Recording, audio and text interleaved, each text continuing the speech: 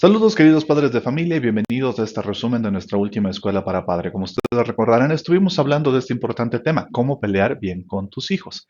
Cuando escuchamos el tema pelea, conflicto, discusión, diferencia, no es agradable. A nadie le gusta realmente pelear, aunque a algunos parece que sí, pero no, a nadie le gusta realmente pelear ni discutir, menos aún con tus hijos. No quieres que ellos discutan contigo, tú no quieres discutir con ellos. Sin embargo, la Biblia nos deja saber claramente que desde que el pecado entró en nuestras vidas, lamentablemente, donde hayan dos o más personas, tarde o temprano habrán conflictos. Y esto requiere un manejo emocional muy inteligente, no solo para pensar en qué estrategia voy a usar para ganar el conflicto, sino sobre todo en la relación con tus hijos o tu esposo o tu esposa dentro de la familia. ¿Qué estrategia voy a usar para comprender mejor qué está pasando? ¿Qué es lo que nos está llevando a este conflicto? ¿Por qué se están repitiendo? ¿Cómo podemos romper el ciclo de los conflictos? ¿Cómo entiendo mi manera de manejar conflictos y entiendo mejor quién es la otra persona, mi esposo, mi esposa, mis hijos, con quien estoy interactuando que de una u otra forma es diferente a mí? Esto debe recordarnos que entonces no es un asunto de si me agrada o no hablar sobre emociones y tratarlas, tiene que ver con aprender a aprovechar la oportunidad de usar el conflicto como un medio para fortalecer la relación y comprender mejor a la otra persona y también, ¿por qué no?, a mí mismo. Les habíamos encargado entonces que realicen este pre-work, esta autoevaluación, que les pudiera dar una perspectiva sobre estos 5 estilos de manejo del conflicto. Hay muchas otras opciones, pero les hemos recomendado esta para que podamos entender mejor, ok, la persona a la que le puedo pedir que haga cambios en relación a cómo está manejando los conflictos, soy yo. No puedo exigirle esto a otros, puedo pedírselo, pero quizás lo hagan, quizás no. Quizás me digan que lo van a hacer y luego no lo cumplan. A quien puedo comprometerla realmente a que lo haga es a mí mismo. Pero para eso tengo que entender que debe haber esta disposición. Como el apóstol Pablo le decía a la iglesia de los filipenses, si hay algo bueno en ustedes, si Cristo ha hecho algo en ustedes, si el Espíritu de Dios ha tocado sus corazones, les pido que hagan algo, aprendan a ponerse de acuerdo. Él está diciéndonos que el conflicto no es necesariamente el problema, no son agradables, no deberían ocurrir idealmente, pero va a pasar. Cuando pase, el desafío es cómo nos ponemos de acuerdo, cómo recuperamos la unión, cómo volvemos a hacer una alianza, cómo recuperamos el sentido de familia y avanzamos aún en medio de los conflictos. Para esto debemos entonces también reconocer cuál es el origen de esos conflictos.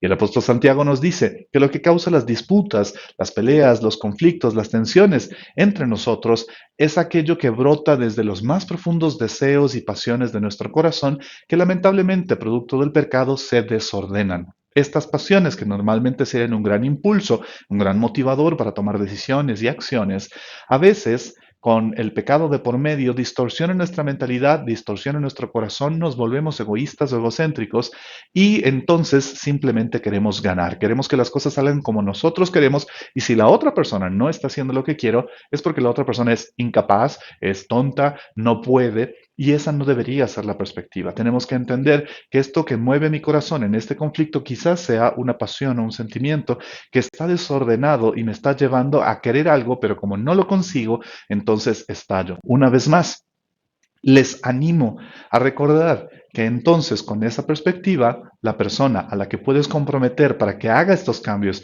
mejore, trabaje, se esfuerce, corrija, eres tú. Empieza por ti mismo, en tu rol como papá, en tu rol como mamá, en tu propia persona, comprometiéndote a entender cuál es el estilo de manejo de conflictos que manejo, que uso, que habitúo y cómo entonces hago las modificaciones para entender cuándo usar uno, cuándo usar otro y de esa manera producir mejores interacciones con mis hijos. El apóstol Pedro decía, les animo a entender esto, esfuércense porque si ustedes han creído alcanzar algo, siempre hay algo más que Dios puede hacer en ustedes.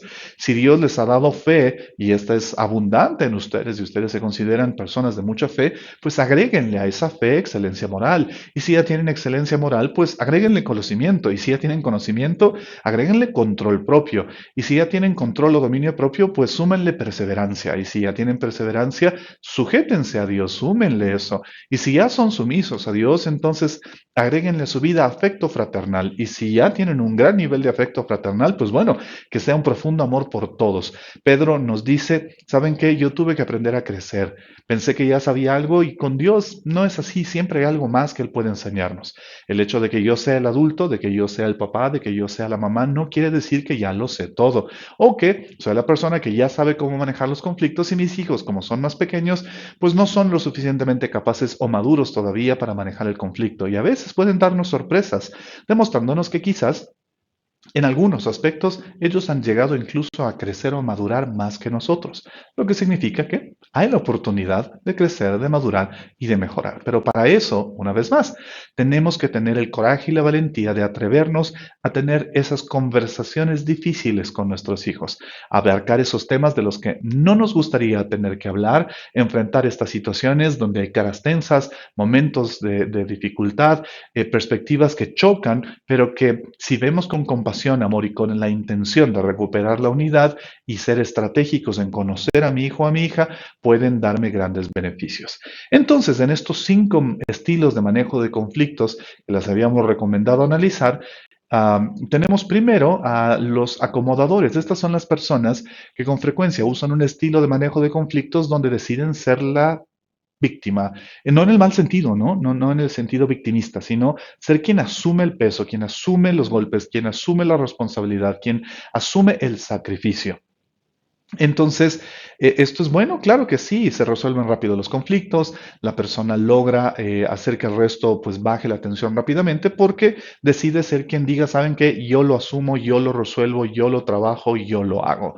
Y está bien, insisto, puede ser muy positivo y muy noble. Sin embargo, si te atoras en ese estilo de manejo de conflictos y lo usas en exceso, también puedes empezar a demostrar ser alguien que no puede mantener un margen adecuado de respeto hacia sí mismo. No sabes cuándo decir, no, esta no es mi responsabilidad, es un conflicto, pero no soy la única persona que debe asumir una responsabilidad aquí, o no debo ni necesito poner todo el peso de la resolución del conflicto sobre mis hombros.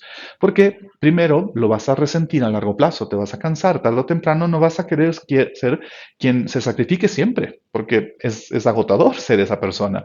Y segundo, corres también el riesgo de que aquellos a tu alrededor, tu esposa, tu esposo, tus hijos, empiecen a percibir que no es saludable, que no es sano, que ni siquiera es justo que seas tú la persona que siempre se sacrifique. Luego, tenemos aquellas personas que pueden tener tendencia a usar el estilo competitivo ganador. Es decir, todo se va a resolver como yo diga. Hay un conflicto, pues yo lo resuelvo. Yo digo qué es lo que se hace, yo determino la última palabra y a veces como padres podemos usar este estilo porque somos el adulto. Entonces nos da la impresión de que efectivamente tenemos el criterio más elevado y se va a resolver el asunto como nosotros lo digamos. ¿Es muy positivo? Sí, claro, porque obviamente cuando hablas de temas que tienen que ver con dudas acerca de la validez o relación moral o ética de una decisión, por lógica tú deberías ser más maduro que tus hijos y tú deberías entonces decir, ¿sabes qué, hijo mío? Te amo mucho, pero no estás listo todavía para tomar esta decisión. No voy a permitir que este conflicto se alargue porque me estás pidiendo hacer algo que es incorrecto, que es inmoral, que no es saludable para ti y la respuesta es no o la respuesta es sí. Esto es lo que se debe hacer. Y está muy bien porque da un sentido de liderazgo, da un sentido de decisión, le demuestra a las personas a tu alrededor, en tu familia principalmente, que tú eres alguien que sabe hacia dónde deberían ir las cosas. Sin embargo, si tiendes a usar demasiado este estilo de manejo de conflictos, también puedes, tarde o temprano, empezar a ser percibido por aquellos a tu alrededor, en tu familia, en tu casa, como un tirano, como alguien que no da espacio al diálogo, que no escucha y que siempre quiere que las cosas se hagan como tú dices. Y eso puede empezar a resentir a los que están a tu alrededor y pueden simplemente empezar a decirte lo que quieres escuchar porque saben que no hay diálogo. Así es que es preferible decirte lo que quieres oír, aunque luego hagan lo contrario. Así es que no abuses de este estilo tampoco. Luego está el estilo comprometedor. Este es un estilo donde si yo tengo la potestad de resolver cómo se va a manejar este conflicto, voy a hacer que todos pierdan. Voy a pedir a todo el mundo un sacrificio. Voy a pedir a todos que se pongan la camiseta, que suden, que hagan el esfuerzo, que den la milla extra y todos vamos a salir perdiendo. Usamos también esto con nuestros hijos. Cuando tienes dos o más hijos y están en medio de un conflicto, una pelea, una discusión, a veces la postura del papá o la mamá es, ok, ni para ti, ni para ti, ni para ti. Presten todos, les quito el juguete, les quito la actividad, apago la tele, les quito el videojuego, todos perdieron. ¿Tiene sus elementos positivos? Sí, porque puede producir empatía, puede ayudar a que un hijo entienda que no puede esperar que el otro pierda siempre y que quitarle a ambos le recuerda que en las discusiones y en las decisiones mal manejadas todos perdemos y hay que aprender a ser generoso, hay que aprender a ser sensible, hay que aprender a ser empático con el otro.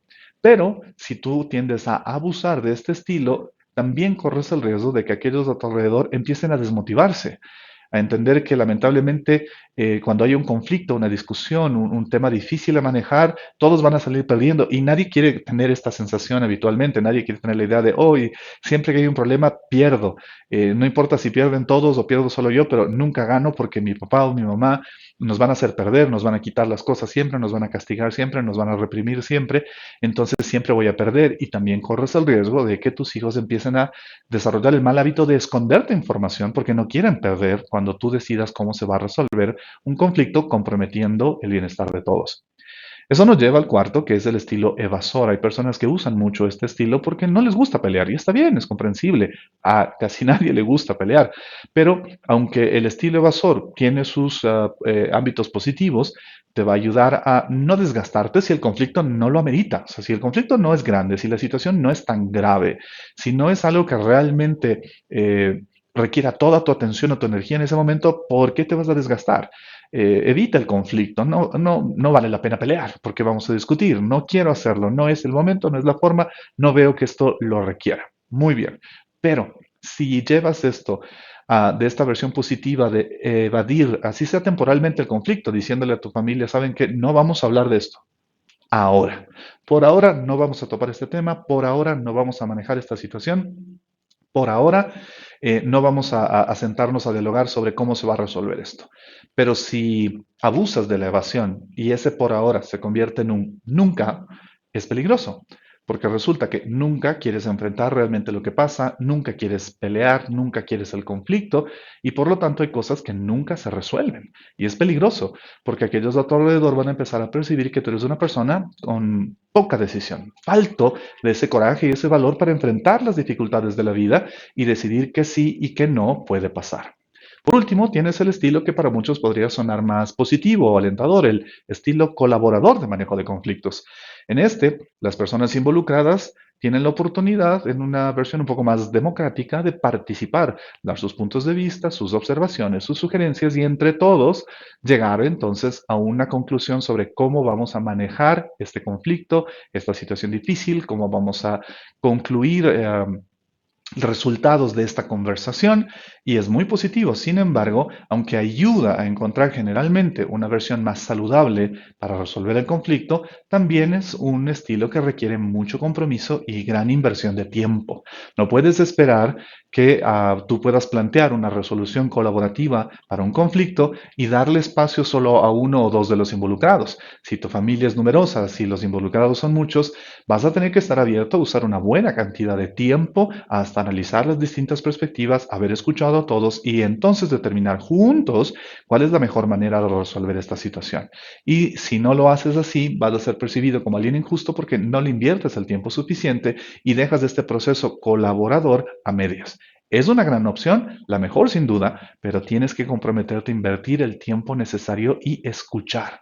Escuchar no para responder, sino escuchar para entender qué está pensando, qué está sintiendo, qué está ocurriendo en la mente o en el corazón de la otra persona, llámese mi esposo, llámese mi esposa, llámese mis hijos. Finalmente, quiero recordarles una invitación personal que les hice a muchos de los que estuvieron con nosotros presencialmente y es: dedícate a analizar cómo están los conflictos en tu vida, ocurren muy seguido, sientes que hay muchas fuentes de conflictos, discusiones difíciles a tu alrededor. Si es así, te animo a revisar si quizás una, y quizás la principal razón de esta multitud de conflictos no sea que hayas dejado sin resolver el conflicto más grave e importante por resolver que todo ser humano tiene, y es nuestro conflicto con Dios, con el Creador. Colosenses, en palabras del apóstol Pablo, dice, pues Dios, en toda su plenitud, en toda su sabiduría, decidió, le agradó vivir, encarnarse en Cristo Jesús. Y por medio de él, Dios hizo las paces, Dios reconcilió al mundo entero consigo mismo. Y es entonces importante que entiendas que si tú esperas que los conflictos que aparezcan en tu casa, en tu matrimonio o incluso en tu trabajo sean mejor manejados por tu persona, tienes que estar seguro de que tu corazón esté en el lugar y el estado correcto. Y eso empieza arreglando cualquier posible conflicto con Dios. Así es que te animo también a que durante estos días te tomes un tiempo a solas y hables con Dios y le preguntes, Dios, ¿cómo estamos tú y yo en relación a los posibles conflictos que hayan en términos de las veces y las formas en las que te he fallado, te he decepcionado, me he rebelado contra ti? He hablado de eso contigo, Dios, te he pedido perdón, he buscado esta reconciliación que viene por medio de tu perdón y de tu gracia. Te animo a hacerlo profundamente, porque si lo haces, te aseguro que los resultados que encontrarás en la sanidad de tu relación con Dios también se multiplicarán en la sanidad y mejora del manejo de tus relaciones con otros y sobre todo, cuando aparezcan esos conflictos, en la forma en la que los vas a resolver. Dios te bendiga mucho, aprovechen este material, revísalo, estúdialo, analízalo y sobre todo, ponlo en práctica en tu relación con tu cónyuge, principalmente en la relación con tus hijos y, ¿por qué no?, en cualquier otro ámbito donde tu interacción con personas requiera esta sabiduría divina para poder manejar mejor los conflictos. Dios les bendiga.